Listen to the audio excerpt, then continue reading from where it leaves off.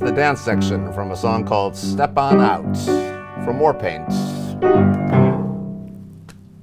Warpaint tells the story of the rivalry between Helena Rubinstein and Elizabeth Arden. They both lived long and glorious lives. In the musical, we meet them in the 1930s, kind of at the height of their powers, and we follow it through to their decline in the 60s. I wanted to evoke a kind of 1930s gangsterish Slaughter on 10th Avenue kind of sound, but also, as the years move on, gives me opportunity to evoke different eras. There's a 50s kind of bongo Judy Garland number in Act 2, and some lyrical ballads as well that are kind of, well, hopefully timeless.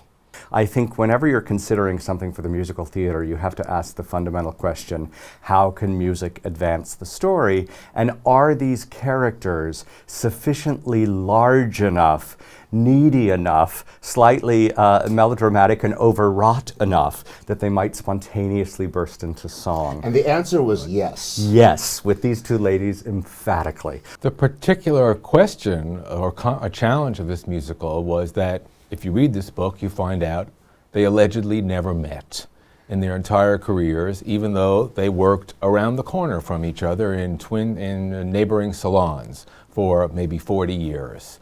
I had read the book when it first came out and thought, what fascinating characters, but how do you write a musical about two people that never meet? So we have history, we have history, we have history, we have history collectively. Doug and I have college history. And it was, David Stone immediately thought of the wonderful director Michael Greif for this piece. And unless I'm mistaken, I think it was Michael Greif who said, how about the Grey Gardens team? And that launched all three of us on our journey toward Warpaint. We talked about it for about a year. And we don't just sit down and write songs and drafts. We talk and we want to understand fully what it is, the dramatic thrust. You know, it's a 5-year, 6-year investment to write a musical. We want to know that it's got bones on it. And what we usually do, we do this with both Grey Gardens and with Warpaint, is we sit down and I try and identify what to me in the course of the story feel like the most dramatic interactions between the characters and the events that have the most dramatic consequence and promise. But I also really download these gentlemen in terms of where do their musical impulses lie with the material, and where do potential songs suggest themselves, and when are they most inspired to create a musical voice for a dramatic moment. And I think one of the very first songs we wrote for the show, I mean, Elizabeth Arden, the salon still exists on Fifth Avenue. There is that very iconic red door that is known throughout the world as the beacon, the trademark to the temple that is Arden. So I knew that there was going to be a number called Behind the Red Door because it just seemed irresistible to me. This is the Arden girls, tall, beautiful cosmeticians, inviting the audience and their clients in to be beautified. Enter Miss Arden's temple to beauty, serving your every need is our duty. May you enjoy the full day you have in store.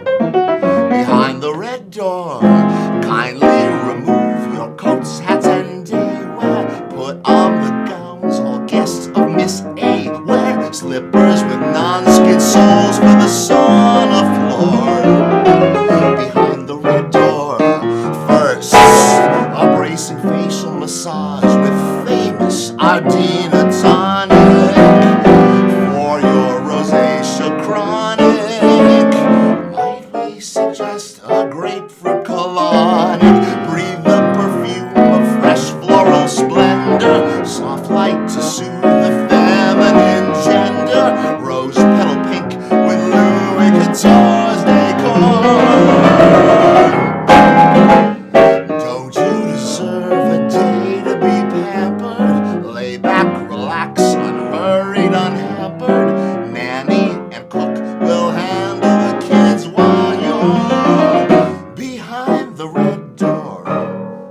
And you can hear in the lyrics the clientele that they're soliciting. Nanny and cook will handle the kids. This was a very ritzy salon in the 1930s when the world was a different place. Women didn't have jobs, and wealthy women went to the salon. Very, very early on, I think we had Patti and Christine in mind for these roles. They, like Arden and Rubinstein themselves, they're both really different and contrasting.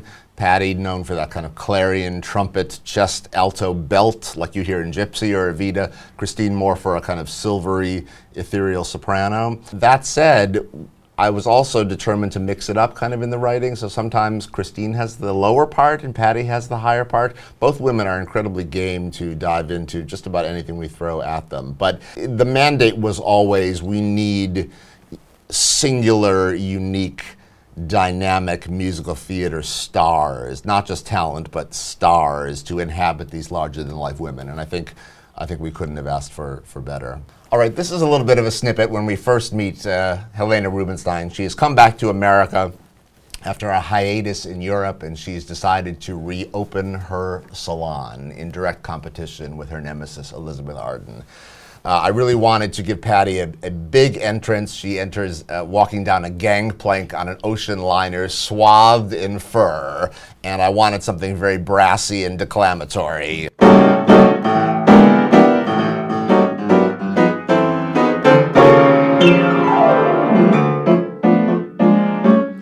The daily press is here to meet my boat. There simply are no words, and you may quote, America, your wait is through. At this, my New York debut, I cannot wait to reinstate my shop back on top. And it goes on from there. So something that really both evokes an audience's expectation of what Patti's good, of what a Patti LuPone character should sound like, and also where that overlaps with a triumphant Rubinstein coming back to reclaim her territory. The last number in the show is called Beauty in the World. It's a song that in lyric kind of bemoans the once there was a time when there was real beauty in the world, and that seems so, and I sit there and I think it is a beautiful song and they do it beautifully, and I think that's so fragile and so rare in a kind of mass-produced world that doesn't really care about the arts or doesn't care about beauty.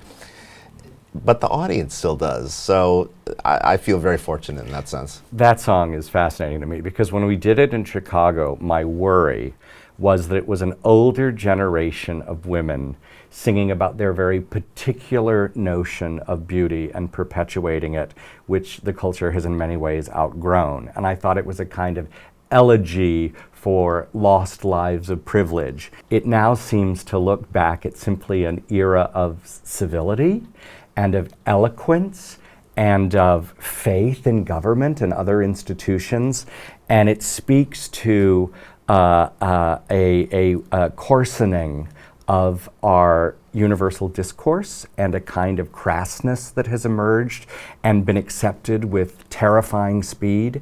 And so the song now is devastating in its impact, and again, the musical, I think, has only gained with events of the last year. And I think the audience feels that too, that the tension between what once was and what now is. Because technically the two women elected never to meet, it puts a peculiar dramatic challenge in front of us, which is any audience paying to see these two glorious talents wants to see them interact. So it meant that dramaturgically we had to find all kinds of ways to bring them together on stage in separate realities. I asked these guys to consider, did these women fantasize about one day, in fact, coming face to face, and would they be able, in some kind of healthy way, to actually give and take, to commiserate, to talk about their respective businesses, because there was that elusive chance that each woman might be the only one who could truly understand the other.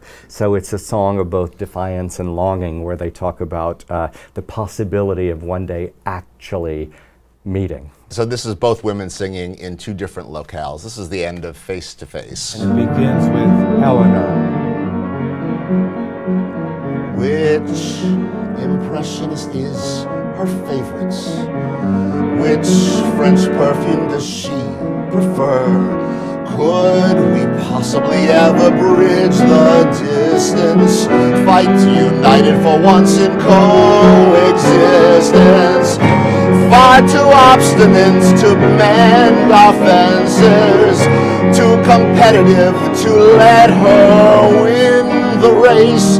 We cling to our instinctive grudges like two horses in an endless steeplechase, or wipe away the mask of makeup just to talk, not to spar.